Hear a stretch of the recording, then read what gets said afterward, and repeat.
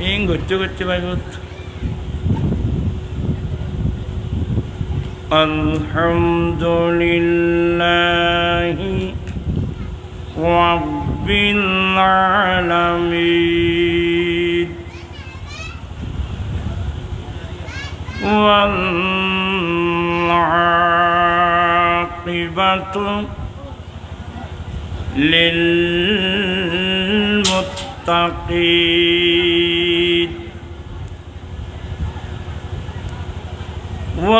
والصلاة والسلام على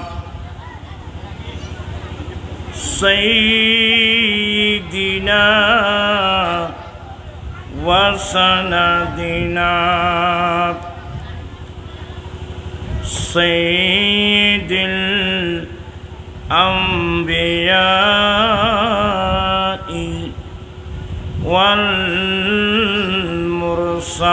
والمرسلين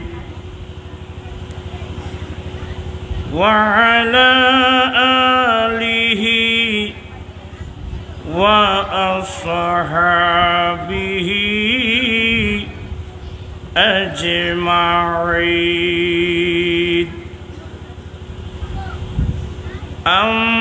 أما بعد فقد قال الله تعالى في شان حبيبه آمرا ومخبرا إن الله وملائكته يصلون على النبي يا أيها الذين آمنوا صلوا عليه وسلموا تسليما اللهم صل على سيدنا مولانا এই না আসামে বসে দে এন উগো এর খেয়াল দেন নেই আর ফল তোমরা নামাজের মতো হয়ে বসো দুজন হয়ে বসো চারটা বাড়ি বসতাম করছো না নামাজের মতো হয়ে বসো এখানে শিখতে না পারলে এখানে যদি বসাটাও শুদ্ধ করতে না পারো আজীবন এমনি ওয়াজ শুনবা কাজের কাজ কিছু হবে না অলস মন নিয়ে কেউ মাহফিলে বসবেন না আল্লাহ এবং আল্লাহ রসুলের মহব্বত নিয়ে মাহফিলে বসবেন ছেলেরা অনেক কষ্ট করে মাহফিল আয়োজন করেছেন গতকাল মুষলধারে বৃষ্টি এই বৃষ্টির মধ্যে ছেলেরা যে মাহফিল করবে তার কোনো নিশ্চয়তা ছিল না অনেক কষ্ট অনেক পরিশ্রমের ফসল আজকের এই মাহফিল মাশাআল্লাহ আলহামদুলিল্লাহ আল্লাহ আকাশও ভালো করে দিয়েছেন নাকি তোমরা ছেলেরা অনেকের মাথায় টুপিও নেই এন কি ওয়াজ শুনো যে কঠিন আওয়াজ শুনো যে দূর দিকে তো নিক তোমরা ছেলেরা মাথায় টুপি পরবা আগামীতে মাথায় টুপি দিয়ে আসবা ইসলাম সুন্দর ধর্ম ইন্নাল্লাহা জামিলুন ইউহিব্বুল জামাল আল্লাহ সুন্দরকে পছন্দ করে মাথার চুল এনে মাথার চুল রাখিও যায় না, মাথার চুলি নিমিত্তি তেল তেল দিস না হনো দিন আসুর জন্য।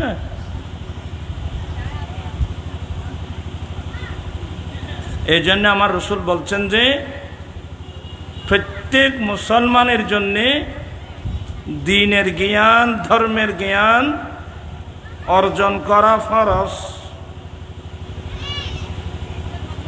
তো সমস্যা হলো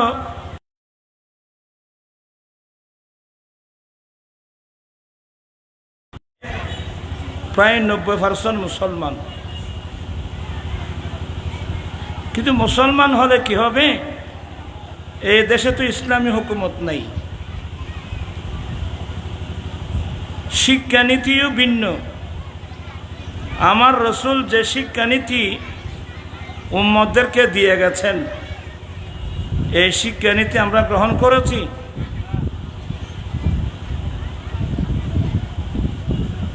যাই হোক, আমি বললে আপনারা বিরক্ত হয়ে যাবেন, আমি এমনি একটু মেজাজি মানুষ, সবাই মহব্বতের লোক। ছেলে কথা বলছো কা, কথা কথা ভাই করুন, তোমরা কথা বলবা না, আমি বেশিক্ষণ থাকবো না, আমি অসুস্থ মানুষ। আর আজকে যাকে কেন্দ্র করে কষ্ট করে এ মাহফিল ইয়েন সাজাই তখন আনলাইন এটা ওয়াজ বন্ধ করি নে, ফিরো বলতো না ওয়াজ বন্ধ করি, এলটা মাহফিল সাজাই নেই তারা না করে। ওই বেগুন আসছো দে ওই তাই রুজুর ওয়াজনে গেলে তো অসয়ে আমি দেরি করব না, সে আসা মাত্রই আমি মাইক ছেড়ে দেব, তোমরা মন ভরে ওয়াজ শুনতে পারবা। তবে আমি কিছু নসিহতমূলক কথা বলবো, একটু মুহাব্বত নিয়ে দরুদ শরীফ পড়ব। আল্লাহুম্মা সাল্লি আলা সাইয়্যিদিনা মাওলানা মুহাম্মদ ওয়া আলা আলি মাওলানা মুহাম্মদ সালাতুন ইয়া রাসূলুল্লাহ আলাইকুম সালামুন ইয়া হাবিবাল্লাহ আলাইকুম যে মাহজুরে বারামদ জানে আলম ترحم يا رسول الله ترحم صلاة يا عليكم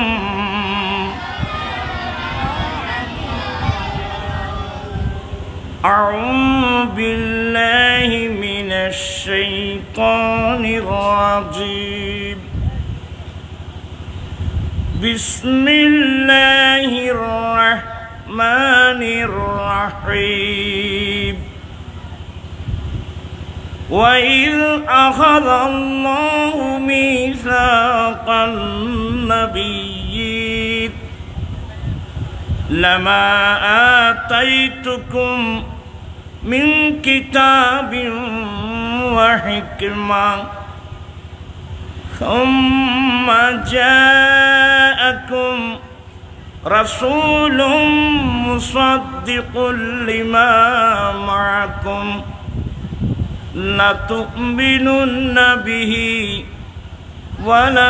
ولتنصرنه قال أقررتم وأخذتم على ذلكم إصري قالوا وقررنا قال فاشهدوا وأنا معكم من الشاهدين صدق الله مولانا العظيم وصدق رسوله النبي الحبيب الكريم ونحن على ذلك لمن الشاهدين والشاكرين والحمد لله رب العالمين ربي صل وسلم وبارك عليه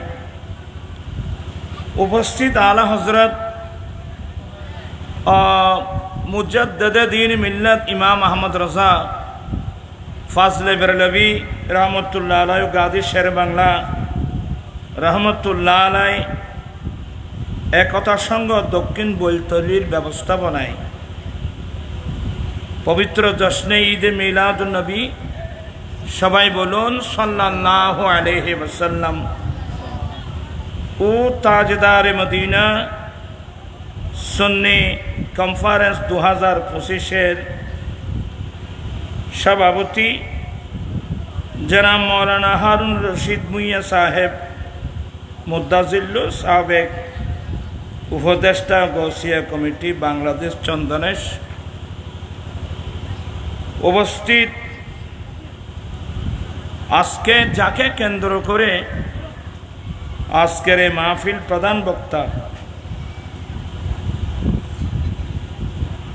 আসলে যার জন্যে যাকে দেখার জন্যে যার বক্তব্য শোনার জন্যে সবাই পাগল হয়ে থাকে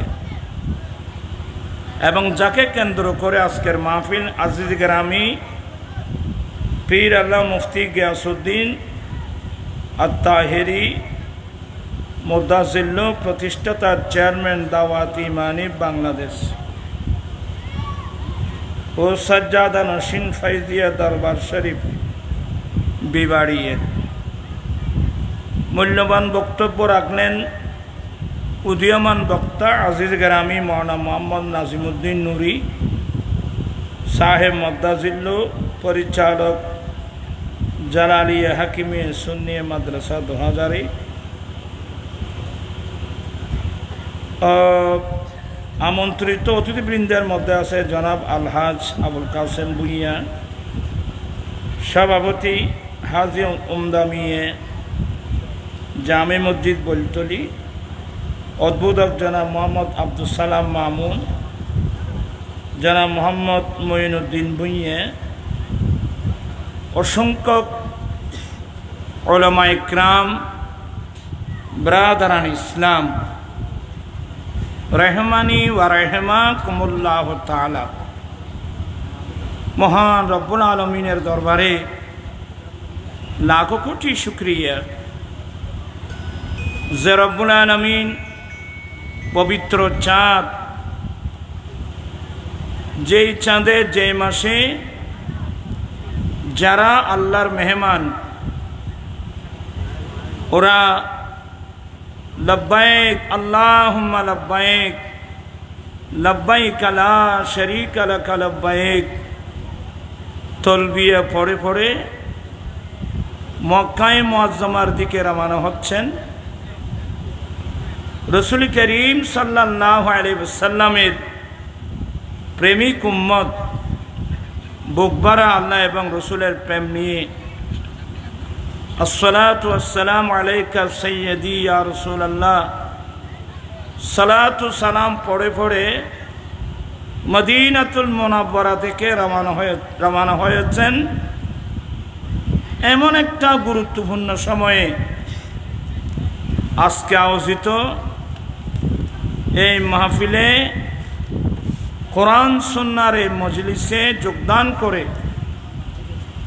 কোরআন সুন্নাহর আলোচনা শুনে নিজের ঈমান আকীদা মজবুত করার আমলি জিন্দেগি দুরুস্ত করার তৌফিক দিয়েছেন সে রব্বুল আলামিনের দরবারে লাখো কোটি শুকর আদায় করছি সবাই উচ্চস্বরে বলুন আলহামদুলিল্লাহ। পাশাপাশি আল হযরতের নামে গাজী শের বাংলা রহমতুল্লাহর নামে যে স্মৃতি সংসদ এই সংগঠনের প্রত্যেক সদস্য ভাইয়ের শুকরিয়া আদায় করছি। আসলে যারা অবশ্যই প্রশংসার দাবিদার এই মাহফিল আয়োজন করতে তার তো অনেক কষ্ট হয়েছে, অনেক কষ্ট হয়েছে, অনেক বাধা বিঘ্নতার সম্মুখীন তারা হয়েছে। আসলে বাধা বিঘ্নতা না আসলে ওই কাজ সফল কাম হয় না। তো যাই হোক, আমি তাদের শুকরিয়া আদায় করছি। এলাকাবাসী যারা অন্তর্কুলে ছেলেদের সাথে আপনারা অংশীদার হয়েছেন, আপনাদের শুকরিয়া আদায় করছি। অসংখ্য পর্দানশীল মা বোন যারা পর্দার আড়ালে বসে বসে উলামা ইকরামদের আলোচনা শুনছেন, আমি প্রত্যেকের শুকরিয়া আদায় করছি।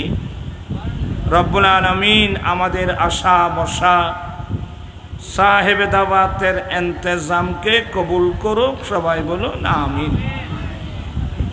আপনি একটু সামনে চলে আসলে ভালো হয়। এই ফয়নে বউবে গাম্মারি প্রতি তো কোনো ওয়াজ বুঝতো না, কিচ্ছু হতো না।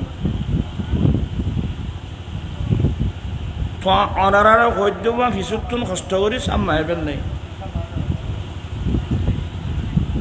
যাই হোক, আমি আপনাদের বিরক্তের কারণ হয়ে কোনো দাঁড়াবো না। সবাই মহব্বতের লোক। আসলে আমি খুবই অসুস্থ, তারপরও মহব্বতের কারণে আসতে বাধ্য হয়েছি। তো আসলে আমরা কোন নবীর উম্মত এই জিনিসটা আমরা এখনো জানি না। আল্লাহ আমাদেরকে কোন নবীর উম্মত বানিয়েছেন, আমরা কোন নবীর কলমা পড়েছি, আমার মনে হয় সেই জ্ঞান এখন আমরা অর্জন করতে পারিনি। যদি আমরা আমার নবীকে চিনতে পারতাম, আমাদের আচরণ হতো ভিন্ন, আমাদের দর্শন হতো ভিন্ন। আসলে আমরা আমার নবীকে আমরা চিনি নাই, কিন্তু বনজঙ্গলের বাঘভাল্লুক, হরিণ, চতুষ্পদ জন্তু এরা কিন্তু আমার নবীকে চিনে। কিন্তু যারা চিনতে হবে ওরা চিনে না। আমি অনেক জায়গায় বলেছি, ওরা আড়ু তুলি তুলি করলে বইলে আয় মেধাজি মিকে মানুষ বাড়ি আমি মনে করবো এটা একটা আমি ক্লাস করতেছি, ধর্মীয় ক্লাস, এগুলো আনুষ্ঠানিকতা না। বন জঙ্গলার বাক হরিণে চিনিল দয়াল নবীকে। বন জঙ্গলার বাক হরিণে চিনিল দয়াল নবীকে। হর মানব হয়ে চিনিলি না রে, দুঃখ রইল মনেতে। আল্লাহুম্মা সাল্লি সাইয়্যিদিনা নাবিয়িনা।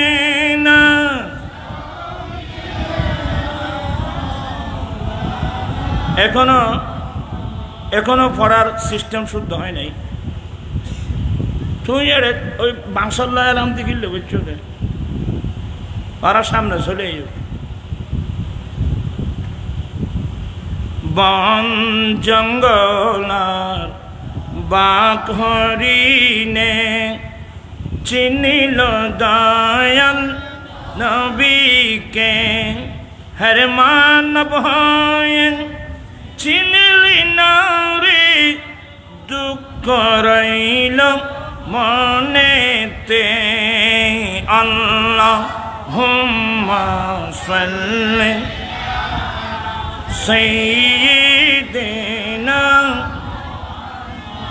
নাবিয়িনা।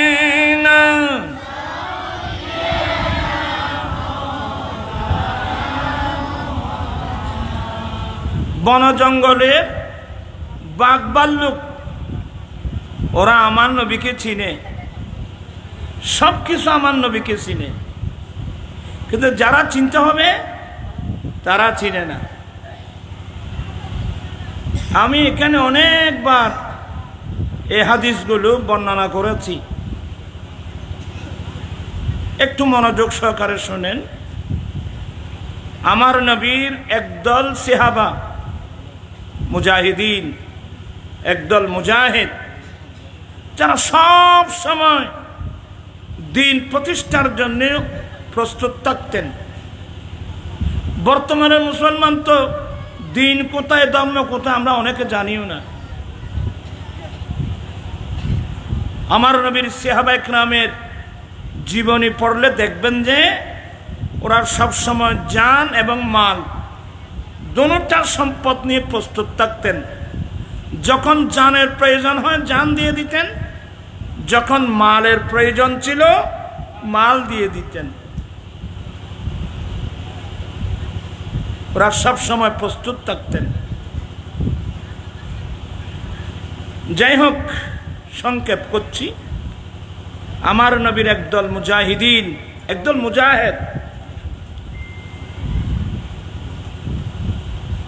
ইটালির রাজধানী রোম শহর নাম শুনছেন? এছাড়া না মানুষ নেবে না, মাথা তো বলতলি মানুষই নেই, লেখে গিয়ে ইটালির রাজধানী কি নাম বললাম? রোম শহর। কোরআন মাজিদ ফুরকানে হামিদের একটা সূরার নাম সূরাতুর রুম। ওই রোম শহরের নাম একটা সূরা। কোরআন শরীফের 21 পারার মধ্যে 21 পারার মধ্যে ওই সূরা রয়েছে। আলিফ লাম মিম গলিবাতির রুম, ডাইরেক্ট রোম শহরের নামে। আমার মায়েরা, একদল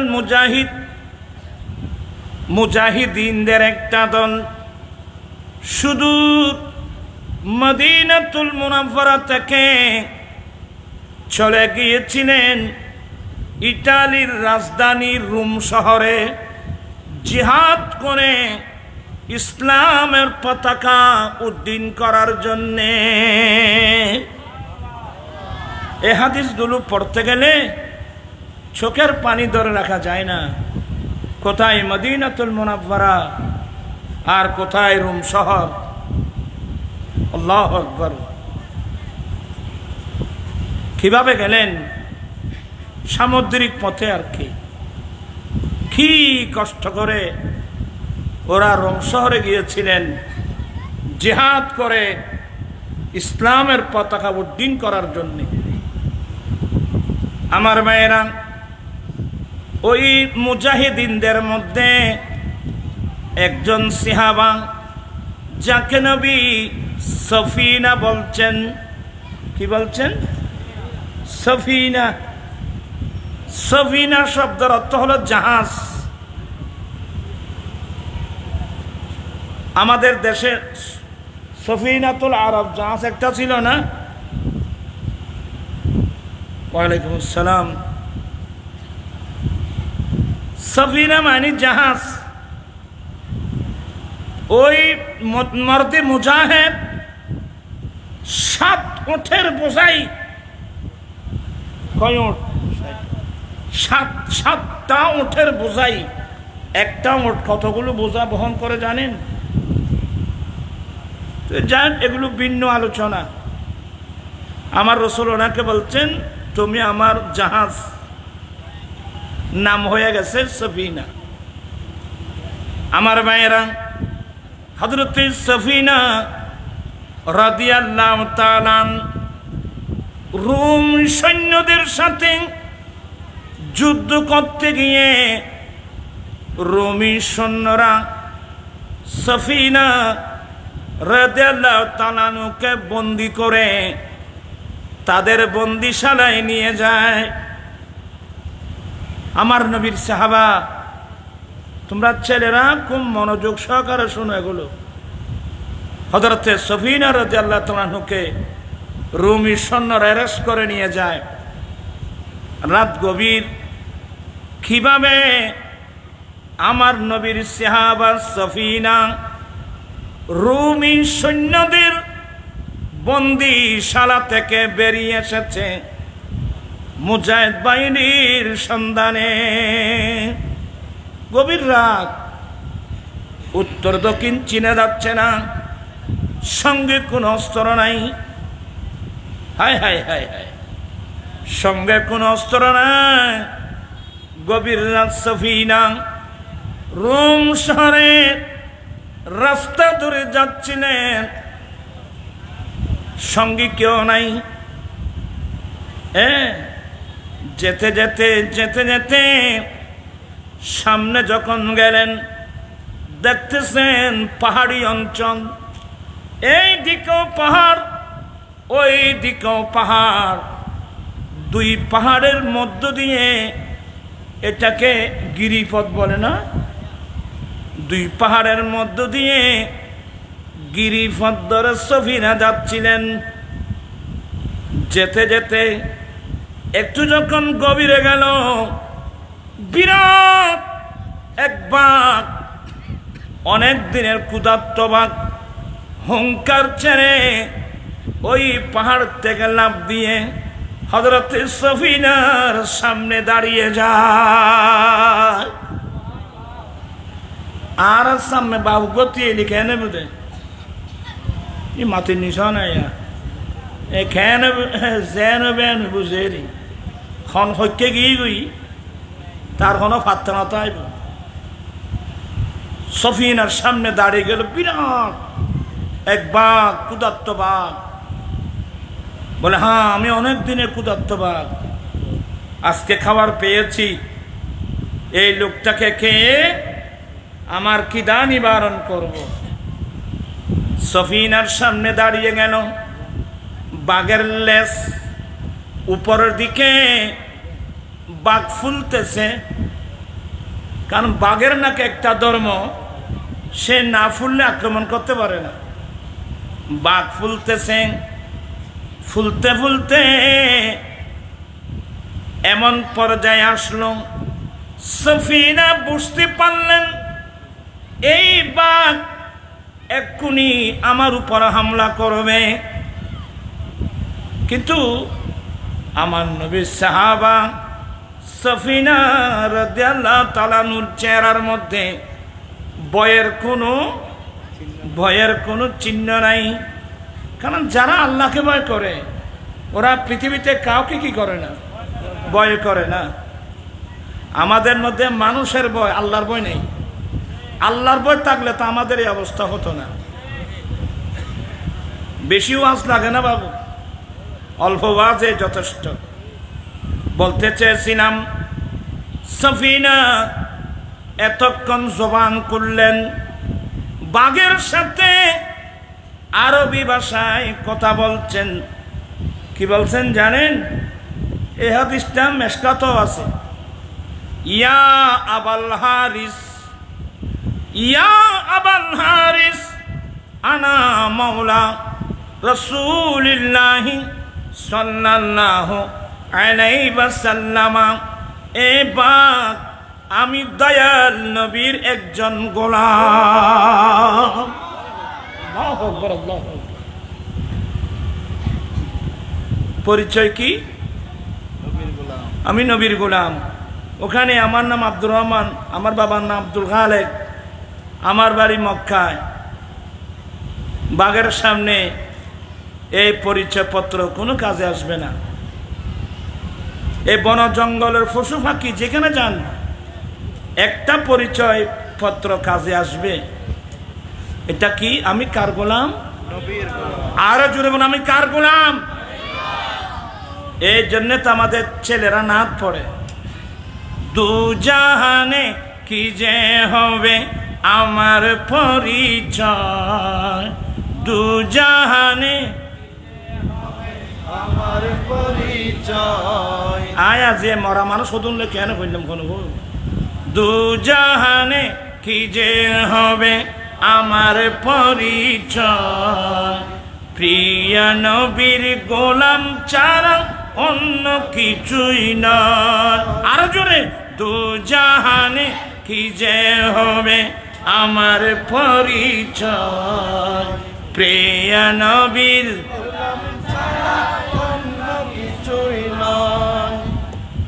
দুজাহানে মানে দুনিয়ায়, কবরে, হাসরে, কিয়ামতের মাঠে আমার একটি পরিচয়, আমি দয়াল নবীর একজন গোলাম। আজকের মাহফিলের সবক অতীত কোথায় আমি তালাশ করে পাবো না। এখন থেকে মৃত্যুর আগ পর্যন্ত আমি সরকারের একজন গোলাম। আমরা নবীর গোলাম হতে চাই কি চাই না?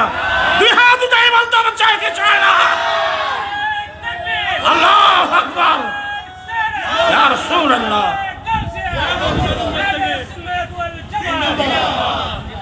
আচ্ছা, নবীর গোলাম হতে পারলে আবার আমাদের দেশে একদল হুজুর আছে বলে আমরা নবীর গোলাম, আমরা তো আল্লাহর গোলাম।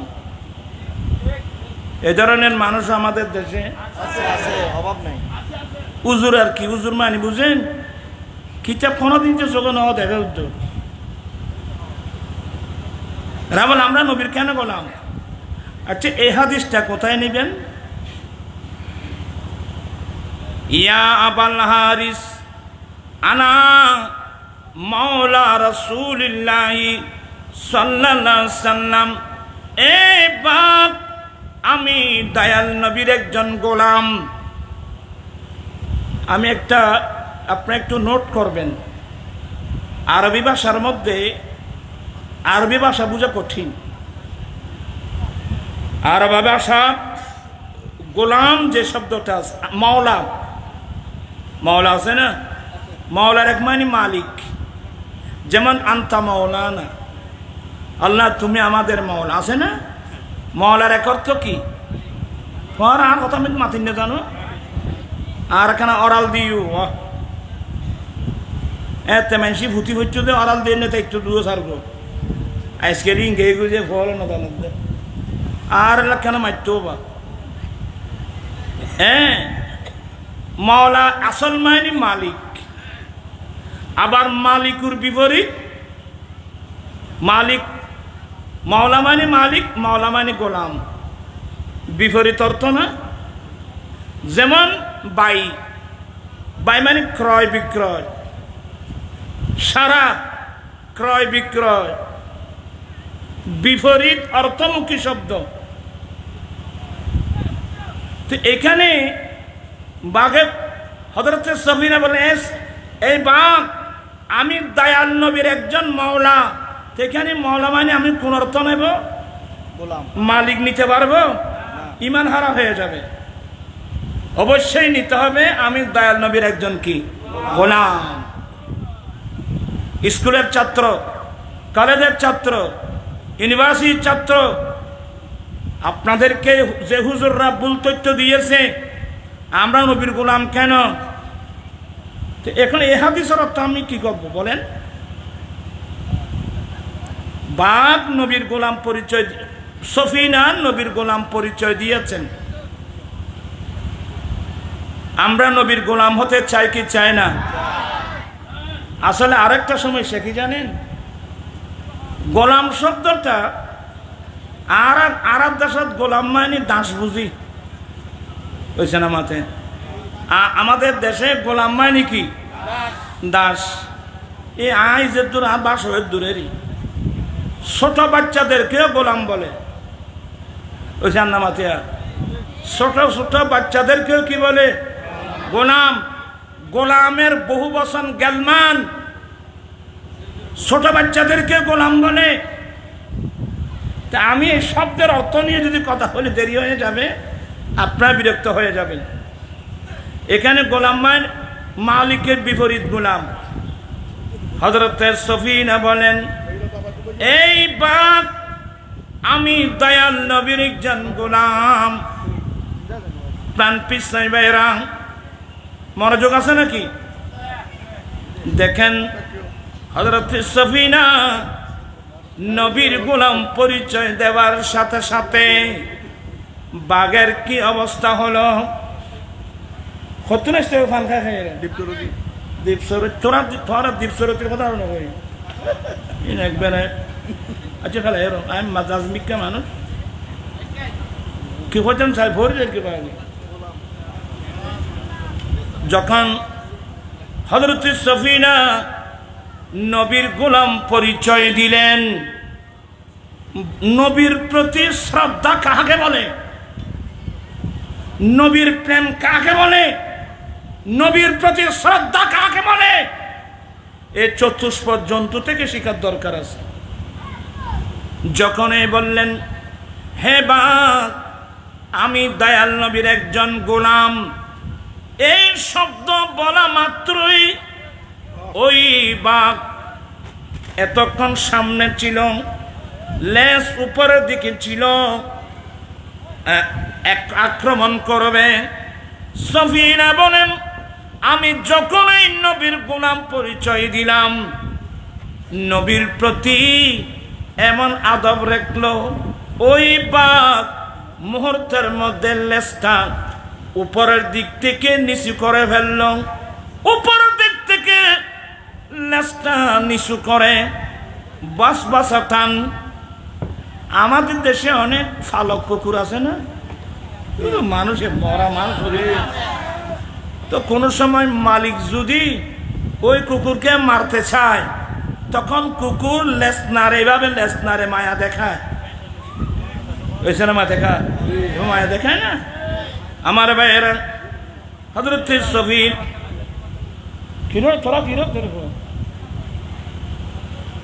তোরা ইং গরমের তাবি দিনে আর কেন লাইন করতাম দেখো না এন অসুখকে মানুষ নি আয় মেজাজে মিকে মানুষ বাজে নিজাম মারি বই শুনিলি আয় কিছু করতে যাও তোরা বই থাকো বইয়ের শুনো কিছু শুনো কষ্ট করি মা ফেলে এজন হয়েছে দেবা খাজর লাগো না বলতে চাচ্ছিলাম ওই সফিনা বলেন আমি যখন এই নবীর গোলাম পরিচয় দিলাম মুহূর্তের মধ্যে বাপ লেজটা নিচু করে ফেলল বসতান এভাবে লেজ নেড়ে নেড়ে মায়া দেখায় আমার সামনের রাস্তা ছেড়ে আমার পাশে এসে আমার বন্ধুর মতো দাঁড়িয়ে যা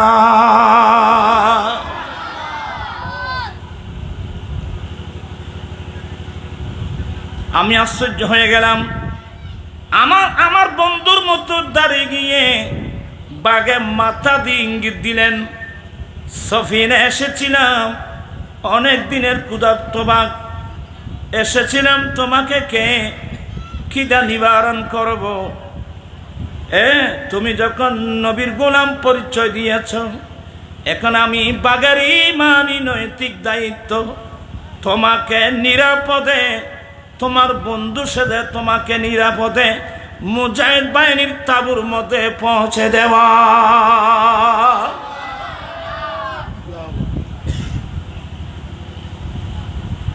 এই হাদিসগুলো যখন আমি পড়েছি ছেলেদেরকে পড়াচ্ছিলাম চোখের পানি এসে যায় একটা চতুষ্পদ জন্তুর অন্তরে আমার নবীর প্রতি কত বড় শ্রদ্ধা ছিল শুধু নবীর গোলাম পরিচয় দিয়েছে বাঘ লেজগুলো নিচের নিদেখ কিন্তু এখন আমি নবীর গোলাম এই যে আমাদের একজন আলেম মাওলানা রইসুদ্দিন কথা বলছেন এখানে আছেন না মাওলানা রইসুদ্দিন এদিন যাকে শহীদ করে দেওয়া হলো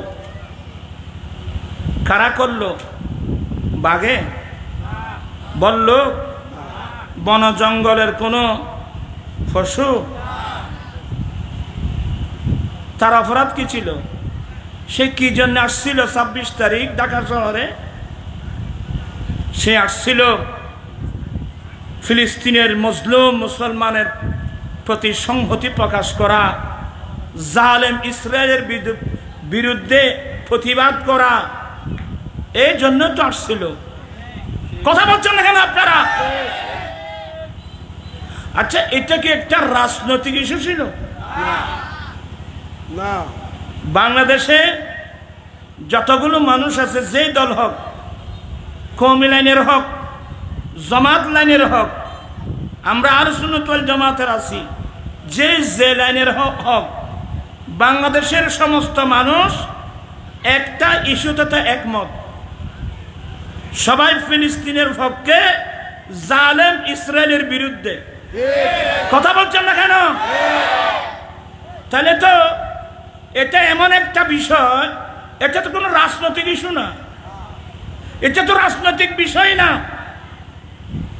সে আমাদের মতো জালেম ইসরায়েলের বিরুদ্ধে ঘৃণা প্রকাশ করার জন্যে, জাতিসংঘের কাছে দাবি জানানোর জন্যে আমাদের সঙ্গে 26 তারিখ জাতীয় প্রেস ক্লাবের সামনে এসেছিল।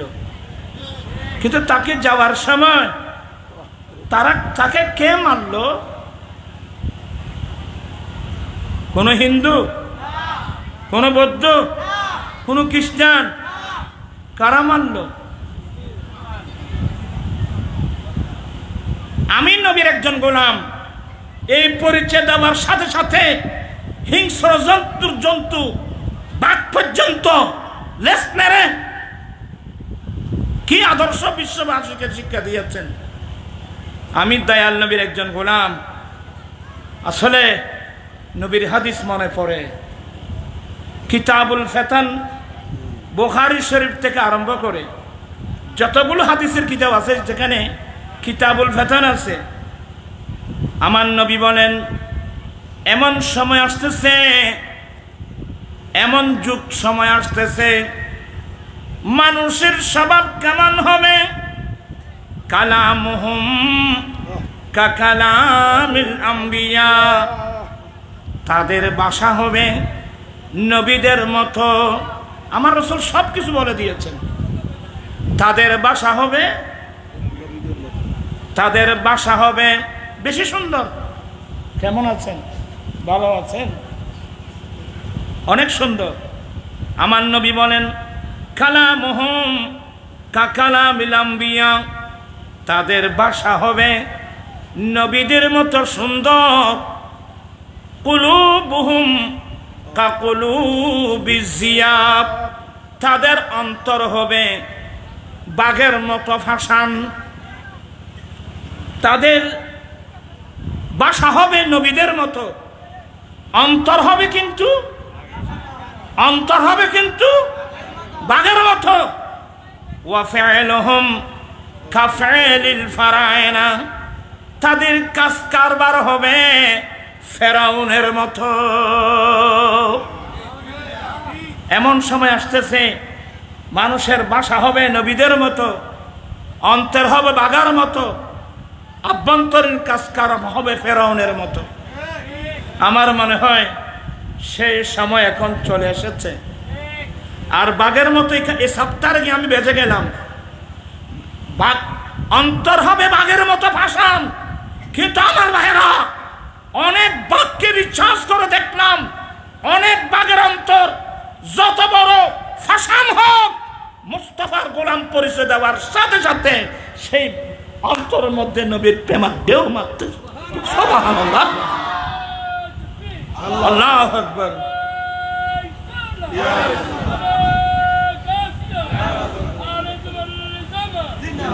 যারা রইসুদ্দিনকে মারছে, আজকে গোটা বাংলাদেশে আন্দোলন চলছে, ঠিক কিনা ভাইরা আমার?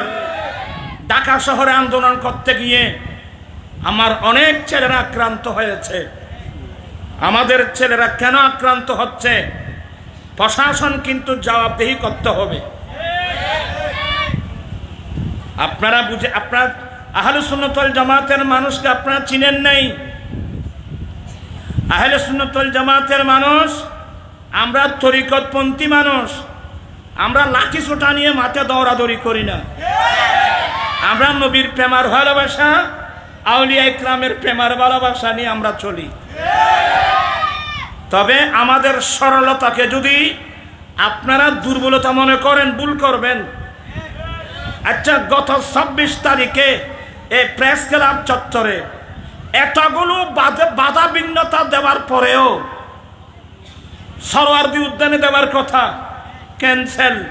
এরপরে দেওয়া হলো গোলাপবাগে, এটাও ক্যান্সেল, এটাও ক্যান্সেল, এটাও ক্যান্সেল। পত্রিকায় ফেসবুকে আসতেছে 26 তারিখের সমাবেশ স্থগিত করা হলো, ছেলেরা হতাশ। আমি লাইভে এসে বলছি যে আমরা ঢাকা যাব। কথা বলছেন এখানে আমরা কোথায় যাব? জানতে পারলাম দেওয়া হলো প্রেস ক্লাব চত্বরে। এমন সময় দেওয়া হলো যেই সময় একটা স্টেজ করার কোনো সুযোগ নাই, ট্রাকের উপর দাঁড়িয়ে দাঁড়িয়ে। এরপরেও বাংলাদেশের প্রত্যন্ত অঞ্চল থেকে প্রত্যেকটা দরবারের প্রতিনিধি এমনভাবে ঢাকা শহরে ছুটছে, বিশ্ববাসীকে দেখাই দিয়েছেন সুন্নি জনতা একবার যদি জাগ্রত হয়, গোটা দেশ সুন্নিদের হাতে, গোটা দেশ সুন্নিদের হাতে।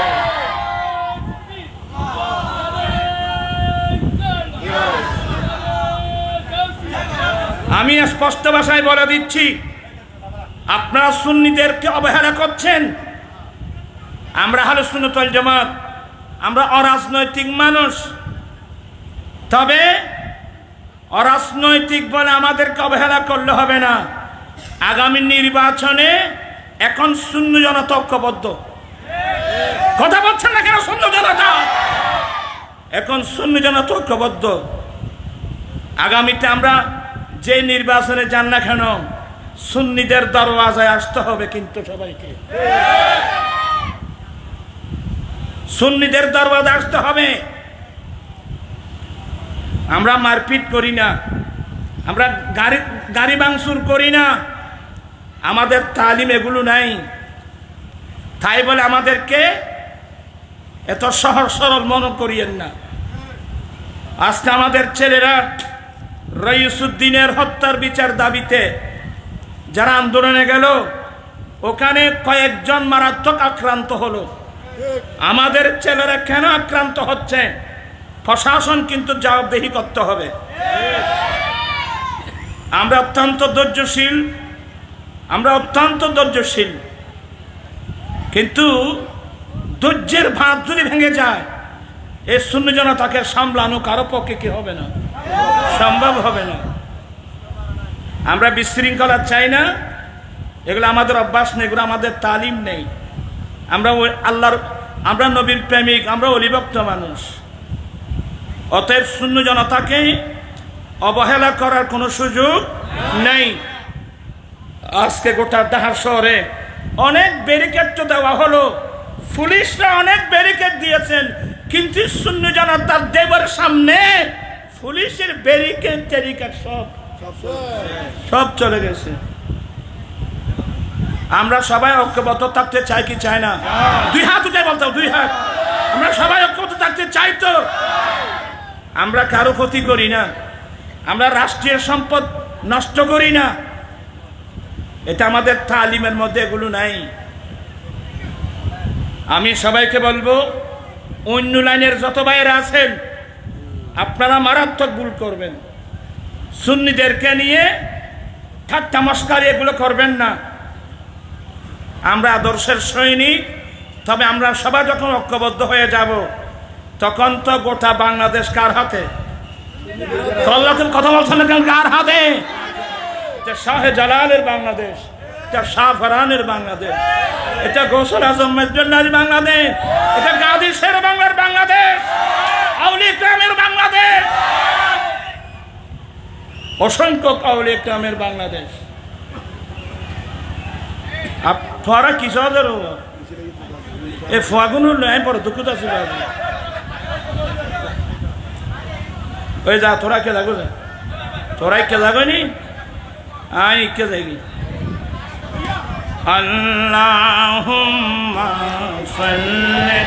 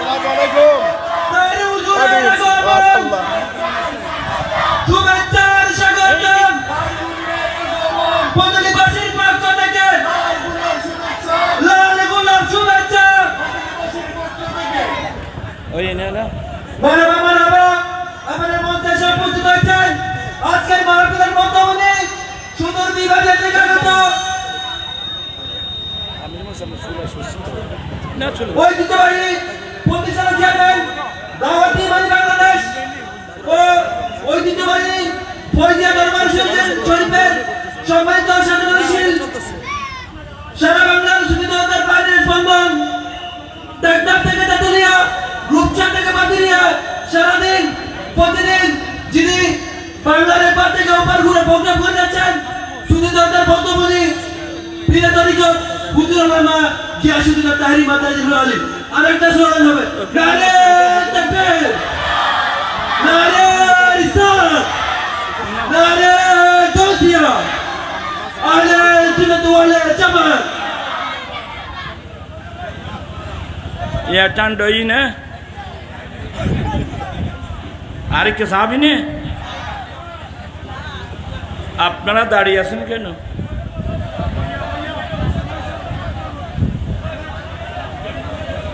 আমি আসলে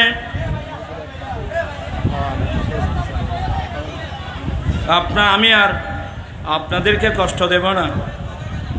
আমরা সবাই ঐক্যবদ্ধ আছি তো? যে কোনো কর্মসূচি আছে আমরা ঝাঁপিয়ে পড়বো তো?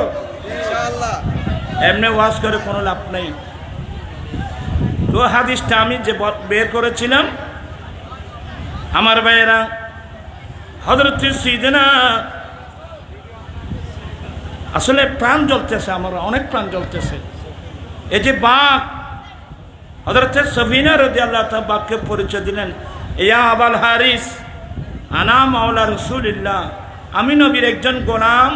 এই পরিচয় দেওয়ার সাথে সাথে ক্ষুধার্ত বাঘ লেজ নিচের দিকে করে বসবসাথান মায়া দেখায় দেখায় সফিনার সামনে এসে দাঁড়ালো, মাথা দিয়ে ইঙ্গিত দেন, এ সফিনা সামনের দিকে চলো। এতক্ষণ তোমার কোনো সঙ্গে ছিল না, তোমার পাশে কোনো অস্ত্র ছিল না, এখন আমি বাঘ, অনেক দিনের ক্ষুধার্ত বাঘ, এসেছিলাম তোমাকে খাবার জন্যে। নবীর গোলাম যখন পরিচয় দিয়েছ, এখন আমি বাঘের দায়িত্ব হলো তোমাকে নিরাপদে মুজাহিদ বাহিনীর তাঁবুর মধ্যে পৌঁছে দেওয়া। হাত্তা বালাগাল জায়সা, শেষ পর্যন্ত বাঘ হযরত সফিনা রাদিয়াল্লাহু তাআলা আনহুকে মুজাহিদ বাহিনীর তাঁবুর মধ্যে ঢুকাই দিয়ে বাঘ ওয়াপস পাহাড়ের দিকে চলে যায়। প্রাণ পিসাই ভাইরা, আমি আপনাদেরকে অনুরোধ জানাবো, আমরা সেই নবীর সৈনিক হতে চাই কি চাই না? নবীর গোলাম হতে চাই কি চাই না? আজকে বিশ্বের অধিকাংশ আমরা মুসলমান ঐক্য না থাকার কারণে, বিক্ষিপ্ত অবস্থায় থাকার কারণে, বিভিন্ন দলে বিভক্ত হয়ে থাকার কারণে এই সুযোগটা নিয়েছে জালেম ইসরাইল। কথা বলছেন এখানে? জালেম ইসরাইলরা এই সুযোগটা নিয়েছে। আজকে 70 বছর ধরে এই জালেম ইসরাইল আমরা নিরীহ মুসলমানের উপর আক্রমণ করতেছে। বিগত 9 মাসে যে কাজ করলো জালেম ইসরাইল, আমি বলবো ইসরাইল, বিশেষ করে নেতানিয়াহু, কিন্তু অনেক ইসরায়েলিরা পর্যন্ত নেতানিয়াহির এই জুলুমের বিরুদ্ধে অনেক লক্ষ লক্ষ ইসরায়েলি পর্যন্ত আন্দোলন করেছে। কথা বলছেন এখানে আপনারা? আমেরিকার এমন কোন ইউনিভার্সিটি ছিল না, সমস্ত ইউনিভার্সিটির হাজার হাজার লক্ষ লক্ষ ছাত্ররা কম নেমে এসেছে, আন্দোলনের মধ্যে এসেছে, আন্দোলনে নেমে এসেছে জালেম নেতানিয়াহুর বিরুদ্ধে। নেতানিয়াহু নিজের গদি রক্ষার জন্য, অন্য কিছু না, শুধু নিজের গদি রক্ষার জন্য এইভাবে মনকে মন টনকের বোমা মেরে মেরে প্রায় 50,000-এর ঊর্ধ্বে নারী পুরুষকে শহীদ করে দিয়েছে। গাজা এলাকায় দেখা যায় একটা বিল্ডিং নেই। আমি বলবো নেতানিয়াহু, সে এবং তার দল যারা, এরা মানুষের শত্রু না, এরা স্বয়ং মানবতার শত্রু। কথা বলছেন না কেন? সে মানবতার শত্রু, সে চতুষ্পদ জন্তুর চেয়ে আরো নিকৃষ্ট। তবে আমি আশ্চর্য লাগলো, এই নেতানিয়াহু সে একজন ব্যক্তিত্ব, ছোট একটা ইসরায়েলের প্রধানমন্ত্রী, এ বিশ্বে জাতিসংঘ নামক এত একটা বিরাট শক্তিশালী সংগঠন থাকতে এইভাবে 50,000-এর ঊর্ধ্বে ফিলিস্তিনি মুসলিম ভাই বোনদেরকে কিভাবে শহীদ করতে পারলো? জাতিসংঘ জবাব দিতে হবে, ঠিক কিনা ভাই আমার?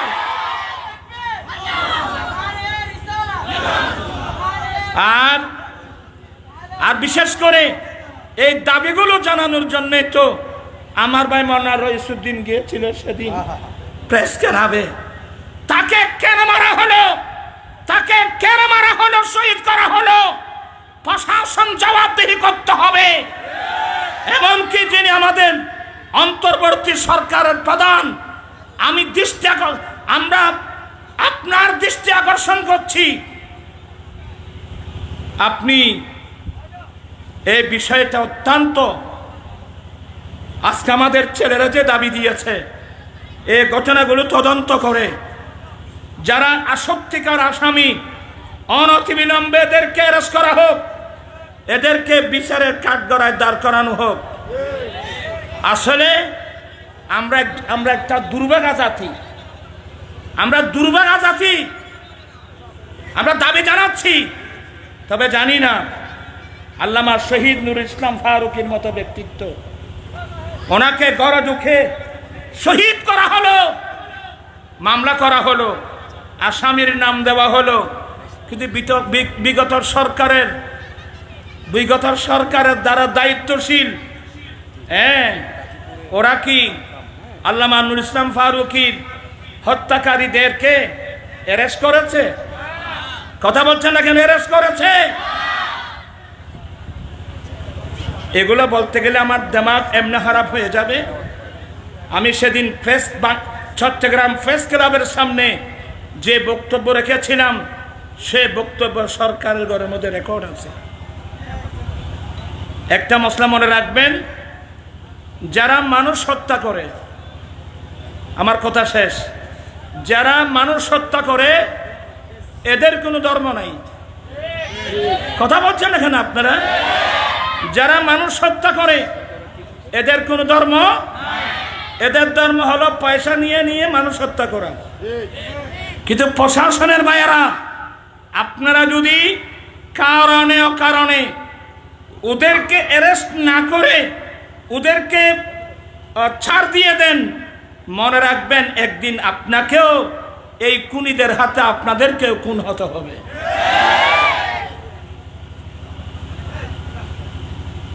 কোথায় বলে আমাদের এই প্রশাসন?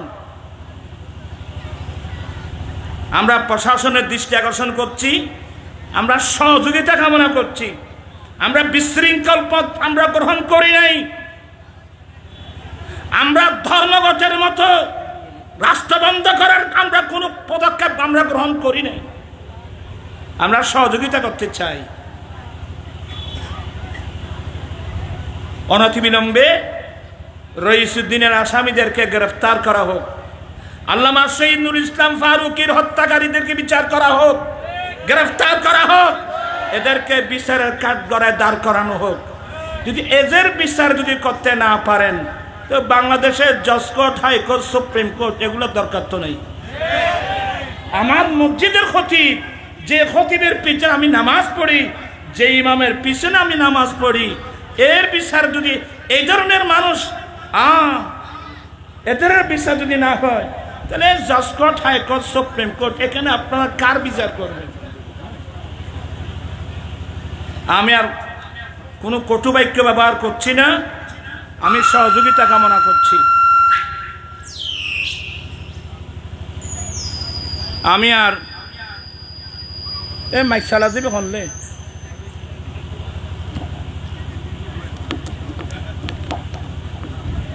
উগো মাথার টুপি দিয়ে আসতি ভাই, তুই সদর্বদ, তোর মাইক টিকতে হবে না, তোর মাইকও সদর্বদ রইবে।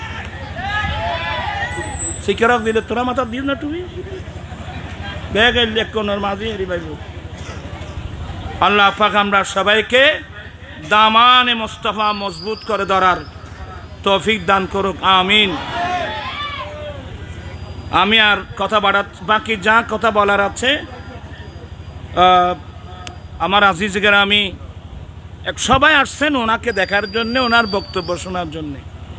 আমি আর সময় নষ্ট করলে আপনারা আমাকে গালি দিবেন, আমি আপনাদের বিরক্ত হয়ে দাঁড়াবো। আল্লাহ পাক এই মাহফিলকে কবুল করুক। আমাদের ছেলেরা গাজী শের বাংলা রহমতুল্লাহ আলাইহি আলা হযরতের নামে যে স্মৃতি সংসদ, এই সংগঠনের ছেলেদের মহব্বতকে আল্লাহ কবুল করুক, পরিশ্রমকে আল্লাহ কবুল করুক। আমরা সবাই আসুন, আমরা দামানে মোস্তফা মজবুত করে ধরি। ওয়া আখিরু দাওয়ানা আনিল হামদুলিল্লাহি রাব্বিল আলামিন। আল্লাহুম্মা আমিন।